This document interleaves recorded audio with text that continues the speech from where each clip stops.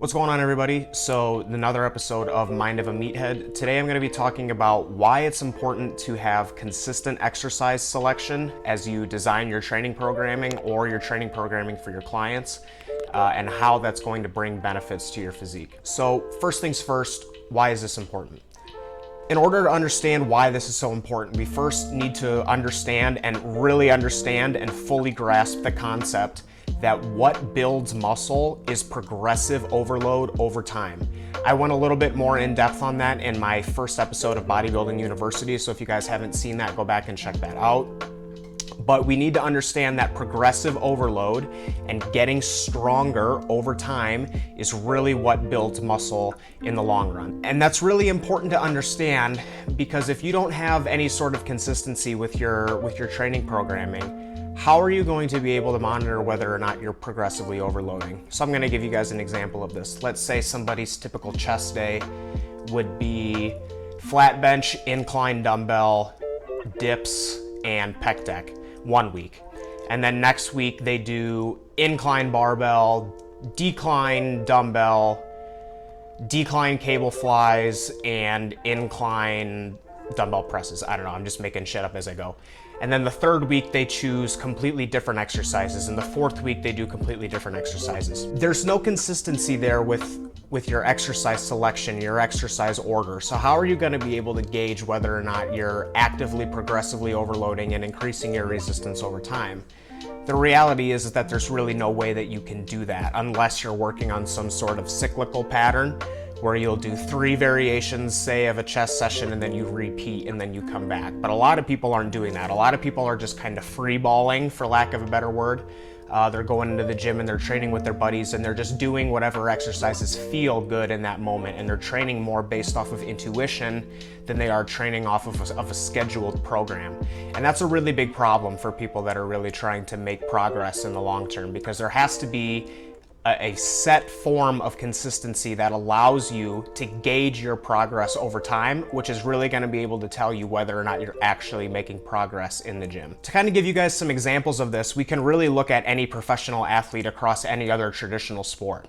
For example, we look in the NFL and we look at Tom Brady. How many times in his life do you think Tom Brady's done a 3-step drop to a 10-yard slant route? Tiger Woods, how many times has he hit a 10 to 15 foot putt? LeBron James, how many times has he hit a 15-foot jump shot over his life? The point that I'm trying to make is that when we're watching excellence in traditional sports, what we're really watching is we're watching people who have mastered the fundamentals.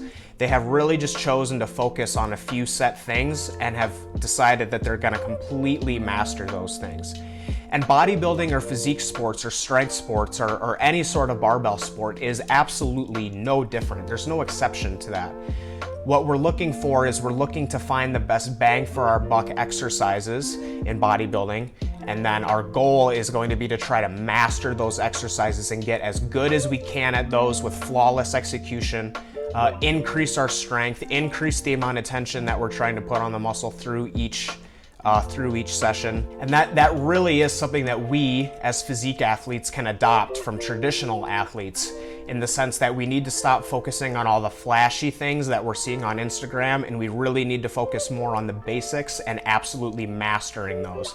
And the only way for that to happen is to do those week after week and session after session for month after month, year after year, decade after decade. And that's really what's going to give us the return on our investment that we're looking for in terms of our muscle growth. So what does this look like? I'm going to give you guys an example of my own personal training programming, so that you guys can kind of get an idea of what I'm talking about here.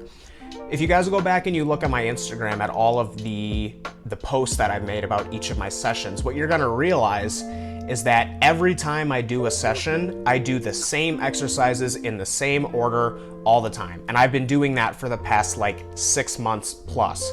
And before quarantine, I was doing that for another year. You know, the only reason I can say that I've been doing these exercises for the last 6 months is because this is just the program that I created for myself once quarantine ended. But before that, I was using all of these same exercises again, and I just had a little bit some slight discrepancies between the order and things like that. So I'm going to give an example of, say, a push session. So say my main chest pressing movement for a push session would be the hammer strength flat press. I've been doing the hammer strength flat press for the past 6 months on every other push session because I have 2 rotations. That's a different topic for a different day. But I've been doing the hammer strength flat press every chest session for the past 6 months. And my goal with that has just been to micro load it, add 1 pound per week, or use the same weight as last time and add an extra rep or 2, depending on how good I'm feeling. And my goal is literally to run that movement into the ground. And what I mean by that is I'm literally trying to add 1 pound or 1 rep or both until I fail to make progress or the lift starts to regress and I start to get weaker, which is unfortunately an inevitability. So once I eventually hit that regression or stalling point on the hammer strength flat press, what I'll do is I'll swap that out for a different movement. So let's say I swap that out with a flat Smith machine press.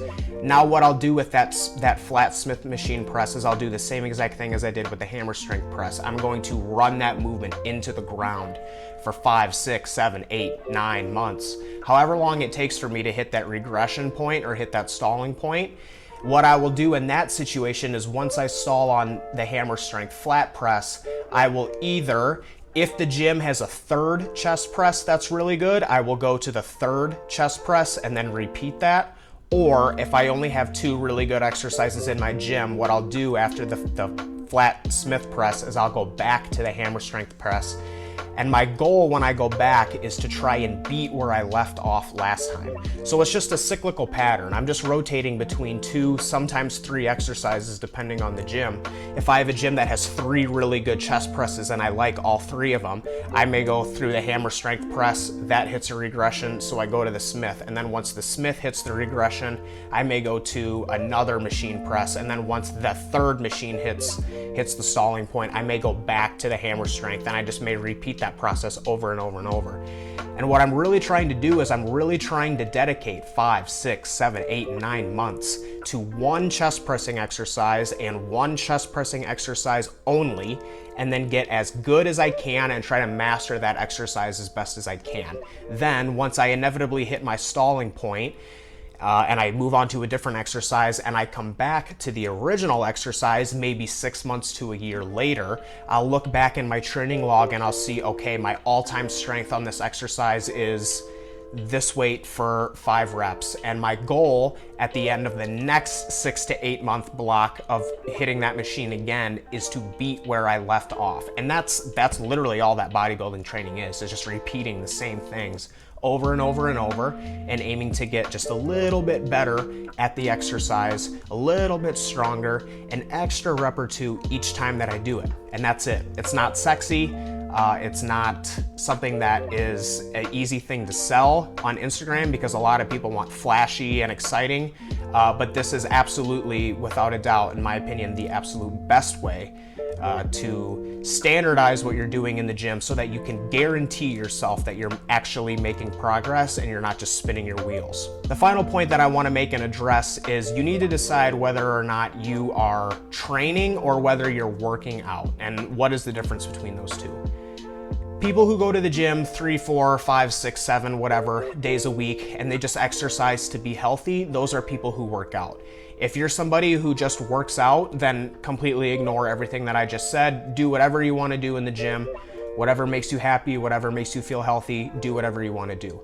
If you're training and you have a specific goal, you want to lose 30, 40 pounds, you want to gain 15 pounds of muscle, you want to compete on a bodybuilding stage, male or female division, you need to have a structured plan or a roadmap that will lead you to the goal that you want to get to.